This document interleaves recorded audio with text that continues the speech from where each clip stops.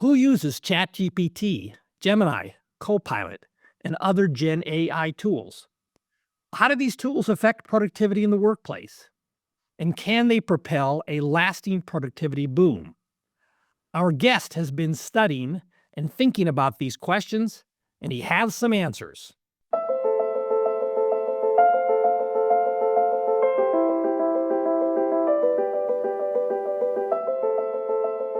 Welcome to Economics Applied. I'm Stephen Davis, the Thomas W. and Susan B. Ford Senior Fellow at the Hoover Institution. Joining me is David Deming. He's the Isabel and Scott Black Professor of Political Economy at the Harvard Kennedy School. His research focuses on higher education, skills, technology, inequality, and the future of the labor market. You can find his newsletter, Forked Lightning, on Substack. Welcome, David. Thanks for having me, Steve. Looking forward to the conversation. As am I. So, much of your recent research investigates the prevalence and impact of generative artificial intelligence in the workplace. So let's just start with a definition and some examples. What exactly is generative artificial intelligence, or Gen AI for short? Yeah, it's an important question. If you're going to do a survey or do some investigation of this, what do you actually define as it? In some sense, we're all using generative AI. If you've ever used autocomplete on your phone or your email, or you search on Google for something and you get an AI answer, you're using the technology. But we, in our work, we use a definition that's a little bit more restrictive than that. We decide, and let me just actually read you the exact question from our survey, which we can discuss later. We say generative AI is a type of artificial intelligence that creates text, images, audio, or video in response to prompts. Some examples of generative AI include ChatGPT, Gemini, DeepSeek, Midjourney, whatever, and you can put whatever you want in there. And so we think about it as like you're using a program that is designed with, large language model technology in the background. So, and much of what I'm going to ask you about, and what I presume much of what you're going to base your responses on, is actually based on your own survey research. I should say too, Steve, part of when people talk about AI affecting the labor market, I think most people think about generative AI, which is in some sense just the latest incarnation of a trend that's been going on for longer. Some people would call the older generation predictive AI, which is basically just using big data techniques to make fancy predictions like, which product are you going to buy next? What price should I offer you? How do I optimize inventory management and all those kinds of things? So that technology's been around longer, but it turns out the same underlying thing you can apply to words. And that's why we have large language models that have taken the world by storm. Right. And there are other forms of AI that maybe don't have as much penetration in the workplace, but have potentially profound implications for productivity down the road. They're not our main focus today. Yep. So we're not about all AI. We're about generative AI, and particularly as you just defined it. But I did want to stress that one of the reasons I asked you on this podcast is because there are lots of discussion, lots of people talking about AI, including Gen AI, and many of the discussions are long on speculation and short on evidence. And what I like about your research is there's a real systematic effort to bring evidence to bear to the table, so that at least when we're doing our more speculative discussions, that there's some evidentiary foundation for it. Yeah, that's the goal. Yeah, that's the goal. Right. All right. So let's get into some of it.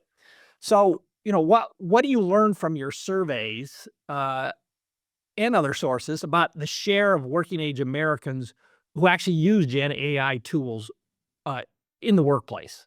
How prevalent is it? Yeah, so before I tell you about the results, Steve, let me briefly explain our approach to it and why I think it's the right approach. So there's a lot of surveys out there that ask people, do you use generative AI?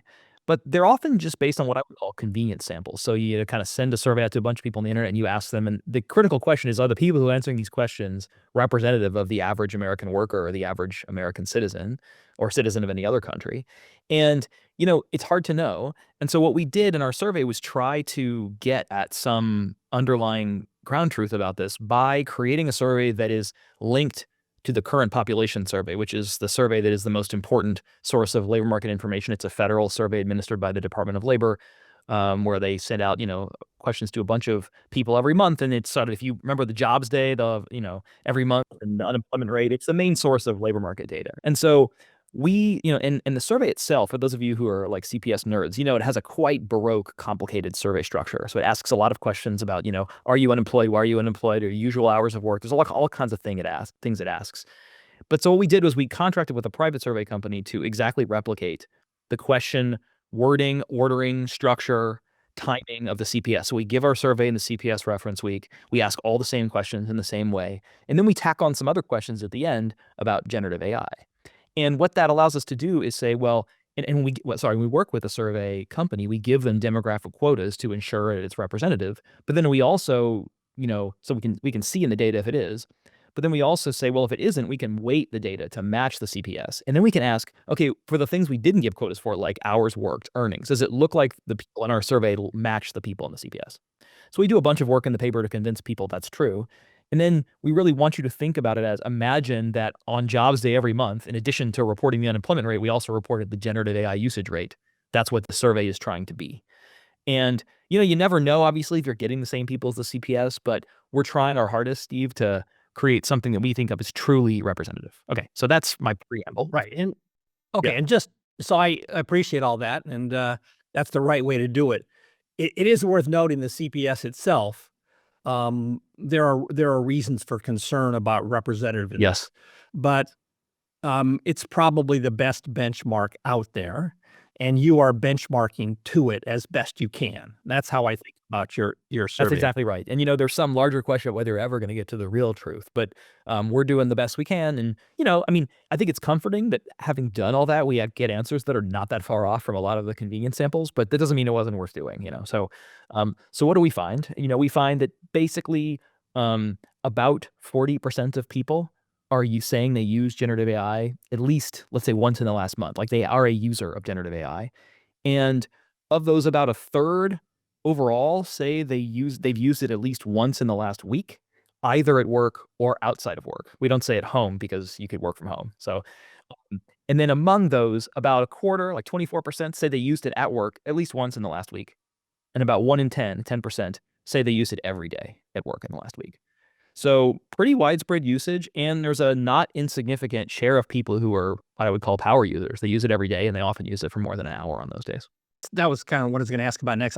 I'm guessing that some of these people are just sort of dabbling. Yes, quite a few, and we try to get at that with our questions about intensity. So we say, first of all, we ask people, have you heard of generative AI? Okay, after we define it. And I think like 77% of people on our survey said they'd heard of it. If they haven't heard of it, we don't ask them any other questions about it because we don't want to know if you're a user if you haven't heard of it. Okay, so like those people are just out. And among those people, we say, okay, if you've heard of it, like, do you use it? How often do you use it? What do you use it for? And we get into a bunch of detailed questions that allow us to kind of disaggregate. When you set aside the dabblers, what are people using it for in the workplace? Obviously, it's going to differ by occupation and so on, but what are the important uses, as far as you can tell, of Gen AI tools in the workplace right now? Yeah, so we give people a list of possible tasks, and it's kind of hard to come up with that because people do a lot of things at work. But we had some that are things a lot of people do, like writing, writing software code, interpreting and summarizing text or data, all kinds of different things that we came up with. We used a bunch of tasks that are common tasks in a survey called the ONET, which is a survey of what people do on the job administered by the Department of Labor. So we use tasks from ONET. And the most common thing people use it for is writing. That's most common both at work and outside of work. So people, even at home, say they'll use it to write emails for them. And then also something that's closely related to writing, which is like interpreting, translating, summarizing text. So like maybe I don't have it write an email for me, but I have it analyze an email for me. Or I say, this is what I use it for a lot. Like I'll write something, and if I'm writing a column and I got to get it down to 1,200 words and it's 1,300 words, I'll say, cut this to 1,200 words. And it's pretty good at that. Is that right? Okay, I got to keep that in mind. Yeah, no, it's actually great. Or if you say like, change the style of this, like you can tell it, here's a column, write it in the style of Ernest Hemingway or something. And it'll be great at that. Maybe you don't want to submit that. But the point is, it's very good at taking something you already have and modifying it in some particular way, almost better, I would say, than just writing from scratch. Okay. So I think a lot of people use it for that. And then like people use it a lot. I mean, the frequency of use for coding is lower because most people don't write software code, but people report very high time savings from coding. And a lot of our power users are people who use it to write software code. Just as an aside, it's not the main thrust of our conversation, but I've been working a lot on remote work in recent years with Nick Bloom, Jose Maria Barrero, and others. And one thing I I hear from managers in organizations that are remote work intensive and where there's a lot of asynchronous work activity, that there's really a premium on clear written communication, because you can't talk the way you and I are face to face. And if I say something you don't understand it, you make a funny face, and then I realize I got to elaborate. It's got to be clear out of the box, and it can't be 10,000 words because nobody wants to read it. And what I hear you saying now is actually there's a complementarity between these Gen AI tools and remote work, especially when it's in an asynchronous mode, Yeah, I think that's right. because it facilitates clear, succinct written communication. So I Yeah, these people are 2 using it. Yeah, developments I go think hand in hand. that's exactly right. And actually, there's a an assistant professor, I think at UCLA Anderson, and Gregor Schubert, who's written a paper about this, about the Ah, complementarity between remote work okay. and generative AI, which I haven't is seen that. along the I'll have to lines of look what you that said. up. Yeah, it's So interesting. it's Gregor Schubert, Schubert. Okay, great. Schubert. All right. Well, I'll look that up. So, all right. So you already hinted at this question of usage intensity. So kind of where we're building towards is trying to assess some, you know where we're going, but I want to tell the audience so they understand where some of the questions are coming from. We're trying to assess the overall productivity effect ultimately on the US economy now and going forward. And to do that, we need to know not just who's using it, but how intensely they're using it and put that together with some information about the productivity impact of when they're using it. Yeah. So, what can you tell us about from your survey evidence about the intensity of usage of Gen AI tools in the workplace today? Yeah, so what we do, you're exactly right as to where we're going. I mean, I think that's the question we had in mind when we designed the survey. And so the intensity of usage varies a lot by person and by occupation, and not surprisingly. As I mentioned, some people, like, 1 in 10 roughly use it every day at work, and then another decent share, use it at least one day or more than one day, but not every day. Then some people are very occasional users. So we have that. That's kind of like how many days you think about that as like filling out how many days of the week or the work week do you use it? And then there's the other bar, which is okay, on the days you use it, how much you use it. Right. And so we ask people that too. We say, when on the days you use it, do you use it, you know, 1 to 15 minutes a day, 15 minutes to an hour, more than an hour, an hour to 3 hours, 3 hours or more. We have different categories. And so then that's, if you take those two numbers, how many days do you use it? And then when you use it, how often do you use it? You can kind of add those up, multiply them together actually, and get a sense of like how many minutes of every work week, let's say, are you using AI? Yeah. And then, of course, a lot of people are saying 0 because they don't use it at all or they've never heard of it, but some people are using it all the time. And so you can basically add all that up and say, okay, of all the work hours currently, being, I don't know, worked, I guess, in in the US labor market right now, what share are being assisted or what share are being co-produced with generative AI? And we asked our questions. We have a range. We don't say is it 37 minutes or 38 minutes. We say between 15 and 60. So we basically use those as lower bounds and upper bounds. So like if you said 15, suppose it was actually 15. If you said between 15 and 60, suppose it was actually 60. And we estimate that between 1 and 5% of all work hours in the US right now are being assisted by generative AI. And that includes the non-users. How does that vary across industries and occupations to the extent you can say? Yeah, it varies hugely, not surprisingly. I'd say the biggest industry is like information services, and this is not that surprising. Big companies that are technology intensive, you have usage rates that are 2.5 to 3 times higher than that. And then in some types of firms like personal services, occupations, and leisure and accommodation, kind of like retail sales or working in hotels, people are really not using it very much at all. They are using it some, but they're not using it very much at all. So it varies a lot. I will say the one thing that I was a little bit like, if you look by occupation, the highest usage rates are in management, business, STEM, whatever. That's not surprising. But actually, even in like blue collar work, it's like 20% of blue collar occupations say they use AI at least once in a while. And, something like 1 in 6 or 1 in 7 are using it once a week. So for me, I was quite surprised by the breadth of usage across occupations. And in the paper, we actually compare that systematically to personal computer usage because the CPS, 20 years ago started asking questions about PC adoption. So you can look and you can say, well, actually in like software occupations, everybody was using PCs right away. But in half of the occupations in the US labor market, basically nobody was using a PC until much later. And relative to that, generative AI is much broader. Okay, and do I don't know whether you ask about this in the survey, but do people have a sense of whether when they use these Gen AI tools, they're mostly just speeding themselves up or they're actually improving the quality of what they do?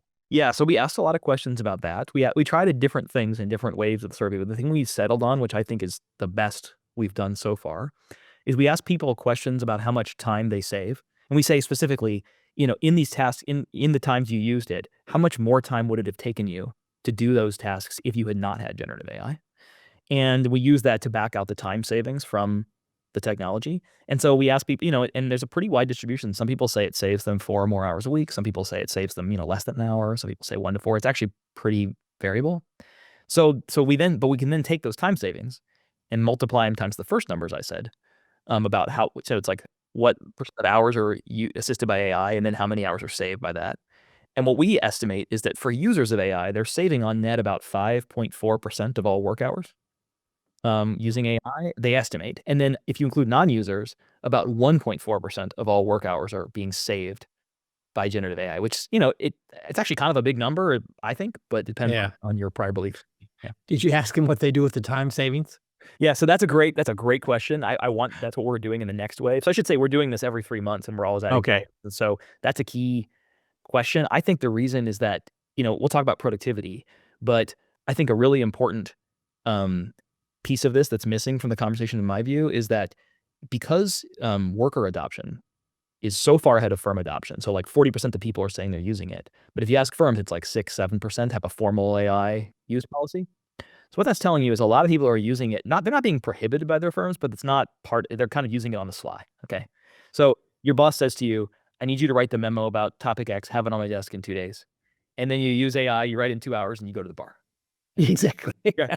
Well, So, okay, like, that's great for you, but it's not going to show up in the productivity statistics, right? but it's still Like, a value. It's still a value. oh yeah, no, it's still valuable the to thing. people. Or- But like whether whether it shows up in the productivity data depends on whether firms internalize the expectations of what you can now do with technology, and they say, okay, now I want it in 2 hours instead of 2 days. Then you'll see productivity gains. That's interesting. So, well, it's complex the way it might play out in terms of compensation, both Absolutely. pecuniary compensation and non-pecuniary forms of compensation. You just don't have to work as hard. And I remember when I was stocking shelves, working in the grocery stores, I worked extremely hard in the first few weeks in the job. And every time I figured out how to do something more efficiently, part of it went to me working less hard. Part of it went to higher productivity for the employer. Yeah. So, And that's kind something of fundamental similar is to playing every out here. technology, right? Sorry, Steve. Sorry to interrupt you. Yeah, it's kind of fundamental to every technology, and I think different technologies have fallen on different ends of that spectrum. So, like, people talk about the productivity impacts of mobile phones. Like, it wouldn't surprise me if it was negative, right? The welfare gains are very huge because now you can watch videos on your phone, and those are consumer-facing technologies. They're not really intended to increase productivity. Okay.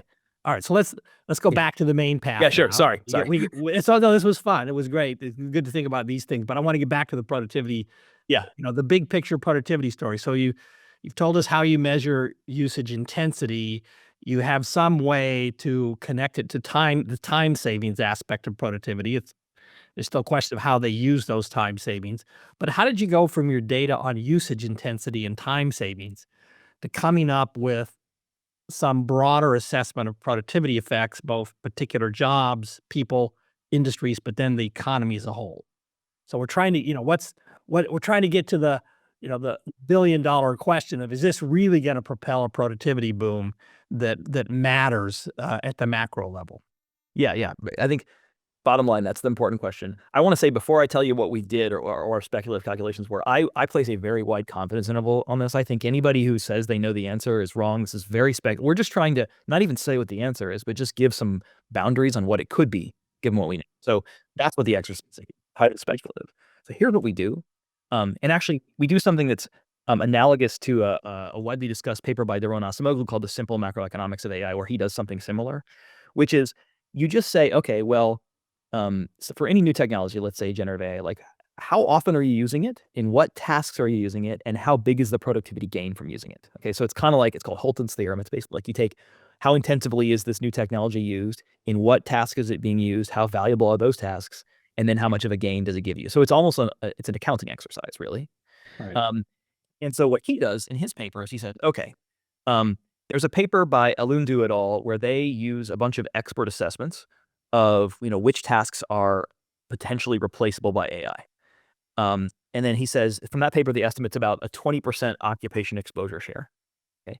And then he takes another paper that says, well, of those occupations that are at risk, because that's an occupation level comparison, what share of those tasks in those jobs, let's say, coding, if you're a software developer versus like having meetings, which can't be automated, what share of the task can be automated by AI? That estimate is 23%. So you multiply 20% times 23%, you get 4.6%. Then you take that and you multiply it times the productivity gains from AI. And so he reviews, 6 different studies that show that when people use AI, they get about 27% more productive. So you multiply that 4.6% times the 27%. And then you say, well, if you want to look at total factor productivity, there's labor and capital. The labor share is 0.57. Okay, so it's a lot of math, but you're basically taking, 4.6% times 27% times 57%. And the answer is you get a plausible impact on TFP of about 0.7 percentage points over 10 years. Okay. So But that's it sounds complicated because we're just you don't have the blackboard here or the whiteboard. Yeah, exactly. But the basic arithmetic's fairly simple. It is. It's just multiplying and adding up a bunch of stuff where you take account of that certain industries and sectors or account for a bigger share of economic activity than others, and you're doing this sectoral level calculation and then kind of adding it all up.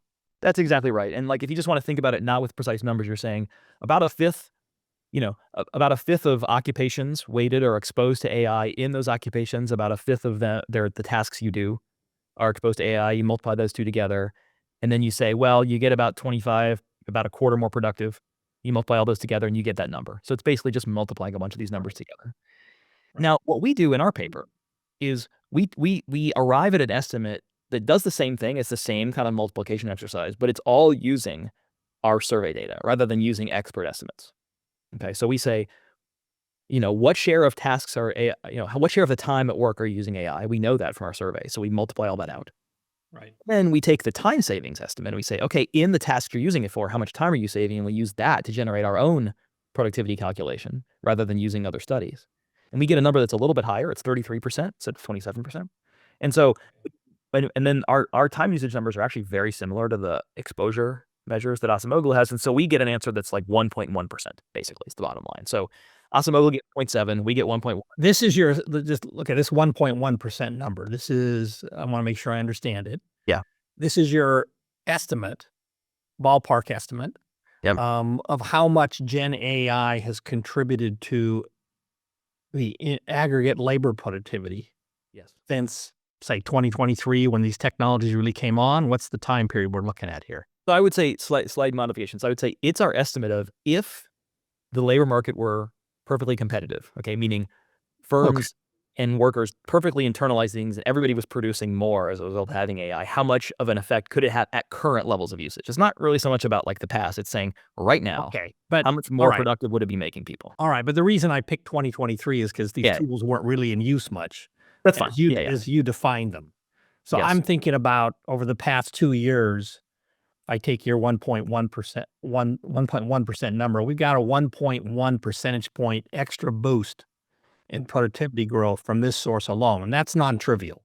I personally would say it's an upper bound more than a lower bound because, again, this thing I mentioned earlier, like if you get much more productive, let's say you get a third more productive, but your employer doesn't even know you're capable of that. There's no guarantee they're then going to ask you for a third more output if you're salaried. You're So it's like taking a some third of the employee. benefit. Yeah, and here it depends on exactly how we want to think about productivity. Exactly. Yeah. Yeah. So, but as it would show up, I think where you're coming from, as it would show up in the traditional productivity statistics Exactly. that the government authorities produce, it's probably an upper bound for the reason you just said, that workers are taking some of the benefits in terms of their own utility rather than more output per unit time. Yeah, I think right now, and that's not stable. That's not a stable equilibrium, right? So like eventually firms are going to wise up and start demanding more, and so then Yeah. Well, I've made very parallel arguments with respect to the unexpected surge in remote work, that initially a lot of the benefits went to workers, especially people like you and me, who could work remotely effectively. And yet, there was no change in our compensation immediately. So it's kind of like all of a sudden we got this big benefit that went mostly to the worker, and there were adjustments over time. I think it's So exactly analogous. Yeah. I see the logic of your you're relative to the Isomoglu et al. Approach, and you've got more data. It's more granular. You can do a more ground up approach than they were. It's not a criticism of what they did. It's just they didn't have the same data foundation. But there's a different kind of question which you can ask, which might be to say, okay, let's imagine a few years down the road where everybody who can benefit from AI at the individual level and the organizational level has figured that out, because innovations tend to diffuse slowly over time. We know that from many, many studies in economics. So if I wanted to kind of get where we might go over the next 5 to 10 years just with the Gen AI tools, I might then want to go back to the expert approach and say, okay, when this has really been widely adopted, how much can we get in terms of productivity growth? Can you speak to that? Yeah, I think that's a very nice point, Steve. And I think I want to, I think just underscore what this calculation is, which is it's a very point in time, partial equilibrium, to use an economist term, calculation. It's not thinking about, well, now that this, basically intelligence is just more or less freely available, how do I redesign production in my firm? How do I hire differently? How do I learn differently? Like it's not incorporating any of that. It's just saying at current levels of factory utilization in the economy, what is this capable of? And we know Right. from the history of technological change that that's not even the first order impact of these technologies. It's sort of like saying, if we did a calculation like this back in 1987 with a personal computer, we would be missing a lot of the ways that our lives are fundamentally different because everybody has a computer available to them. And so that's going to be true, I think, with AI. Just to think concretely about it, like, a lot of people are talking about, startups are much easier now because you've basically got, like, I think the best way to think about the AI is like a staff. You've got an AI that can do a lot of things for you at relatively low cost. And so you don't need to staff up as much when you're a startup, which means you can be leaner for longer and you have a longer runway in which to succeed. And so all those things are not in the calculation, but could have really seriously big impacts on productivity down the road. Okay, so you're not going to venture a number. It sounds like. No way. I mean, I think so But when I there, said the I one, was actually asking you a little less ambitious question, I see, which is okay. which is closely tied to more closely tied to what you're currently doing. So you're talking about all of the ways we will redesign the workplace and how that will and then facilitate new business entry and so on. So let's take that off the table, but just take your current penetration rates are, and say, okay, well, what could we expect 10 years from now in the current kind of structure of the way we do work if we get 3 times as much usage intensity as you see currently. Well, then we get, and here we're still in this kind of approximate Holton's theorem environment, but that's fine. We get 3 times as much benefit, as I understand it. If there are no diminishing returns. I mean, like, maybe the technology is now being used in its highest value ways, like, maybe the Okay, well, software. I don't know. I'm yeah, saying there's it could be 3 times as much, but there are reasons okay, why it you've would. anticipated. Yeah. I was going to come to reasons why it could be more or less than the simple calculation might suggest, and you've just pointed to one where it might be less, and that's because this goes back to a famous paper by Zvi Griliches with hybrid corn and the rollout of hybrid corn technologies. He shows that it diffused across the United States to the places first where the profitability of adopting it was highest.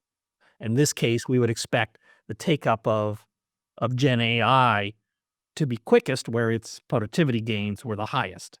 That's your point. And so that's one reason we might, if that kicks in very quickly, then we might not get that much more than we've already got.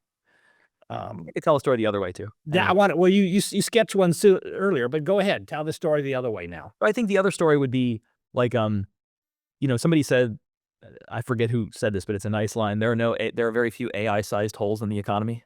So it's like right now it's just plug and play, like you're just sticking it in there. But actually, if the AI gets a little bit better and you can automate a higher share of the tasks, there may be complementarities with whether it's worth it to redesign your organization. So it's like, I mean, one analogy would be if you go way back to the mechanization of farming.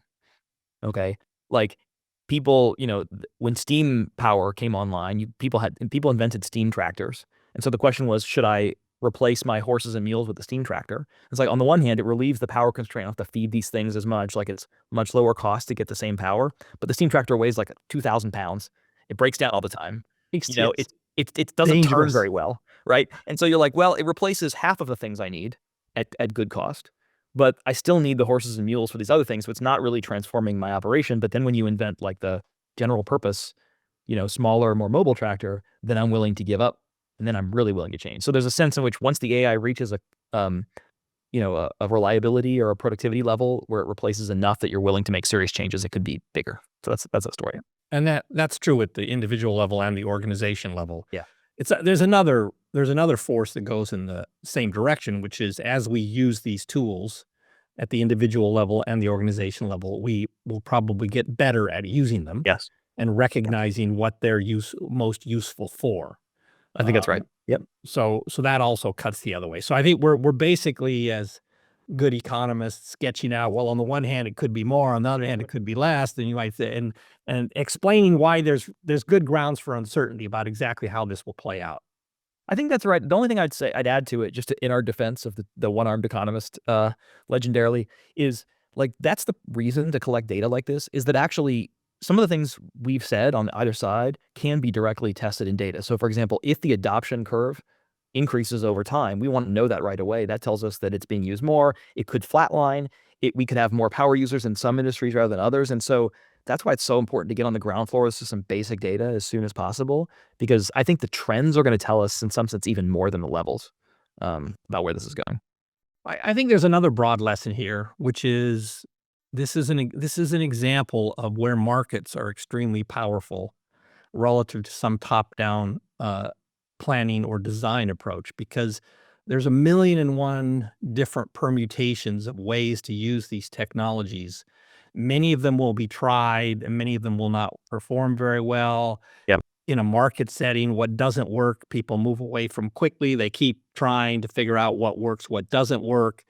The profit motive, or at least some notion of business success, is what drives them. So the reason I stress that is I sometimes get worried about what strike me as potentially heavy-handed regulatory approaches Yeah. that want to slow all this down because we don't know what will happen and something bad might happen. I think that's the wrong approach in this setting. I mean, the bad thing that can happen is we might slow it down. Like that could We be might bad. exactly. So Yeah, I So totally I think- agree. I totally agree with that. we don't know exactly how this is going to play out, but all the more reason why we want let's let 1,001 different approaches bloom. And it's back to something you said earlier about how these tools facilitate. I think they facilitate small scale business entry. Yeah.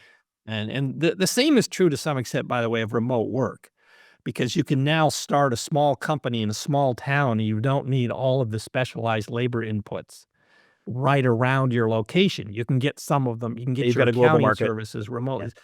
So again, it's interesting to me. There's some parallels between, as I think about it, between these Gen AI tools and the shift in some activities towards remote work, in that they both facilitate much broader but small scale business experimentation and entry. And that's likely to be a great thing for the economy over the long term, because some of these micro experiments will turn into the huge business success stories of the next generation. I think that's absolutely right. It's a great point. And I think it's actually, here's another story for why it might accelerate. I could see a lot of this happening faster when the next time the economy enters a recession, because right now we're sort of at full employment. Companies are really reluctant to make big changes. But as soon as something happens where people really need to adjust because of the competitive pressure, that's when you'll see adoption speed up, if history is any guide.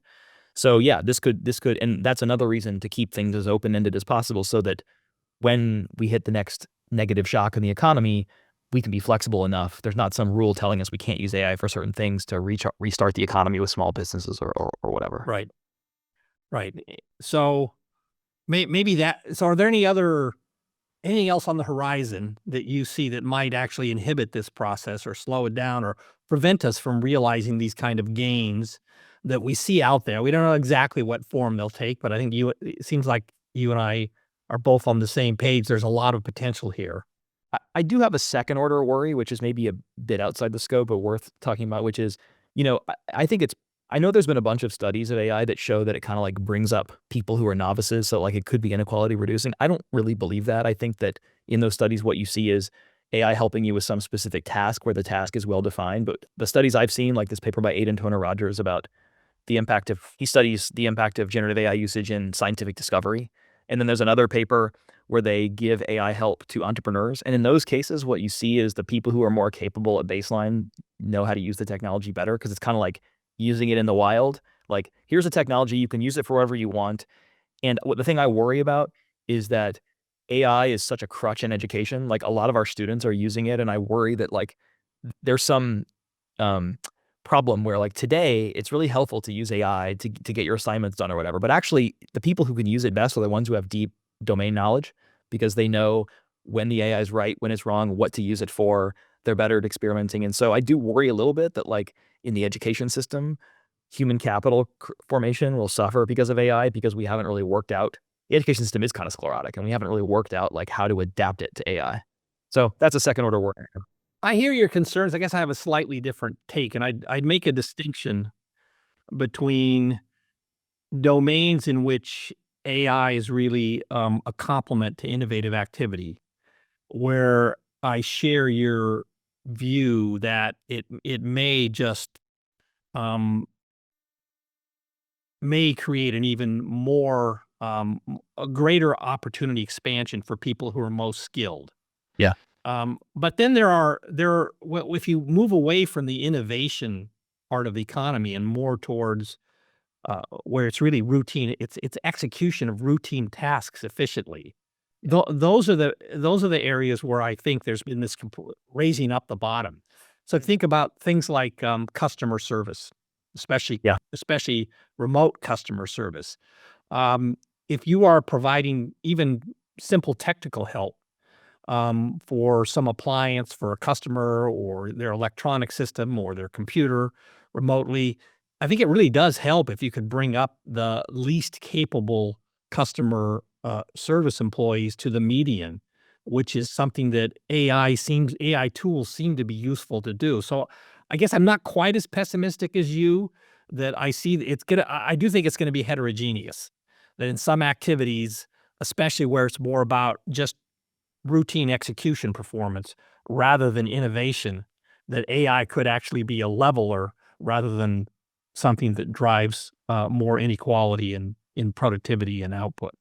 Well, I hope you're right, Steve. I mean, I guess the thing I would say, and if there were like some, you know, tech guys here, they would say, well, those jobs are just going to be replaced, and I'm not somebody who thinks AI is going to take all of our jobs, but if there's one job it is going to take, it's probably like back office, customer service, finance, billing type stuff.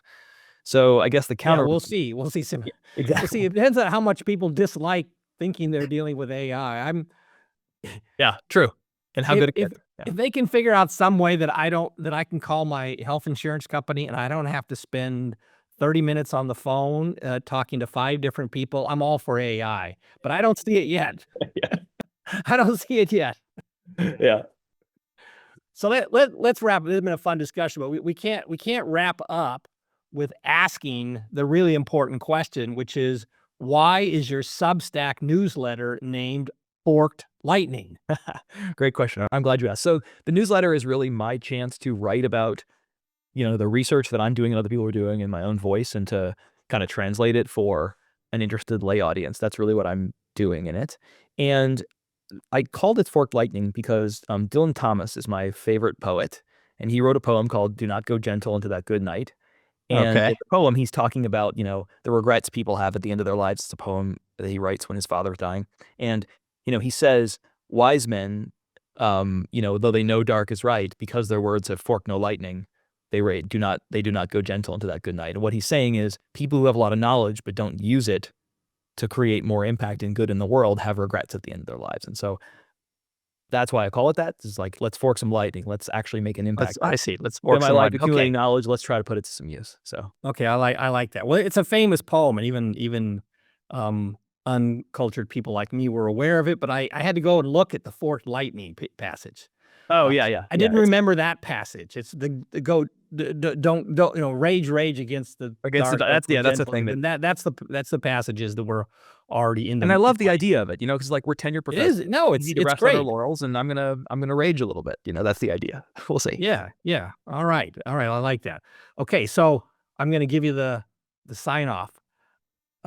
Live long and fork lightning. There How's we that? go. I love it. That's the new sign off. Live long and fork lightning. Live long and fork some lightning. All right, Yeah. that's great. Thanks so All much. right. This is fun. Thanks, David. Yeah. Take care. You too. Bye-bye.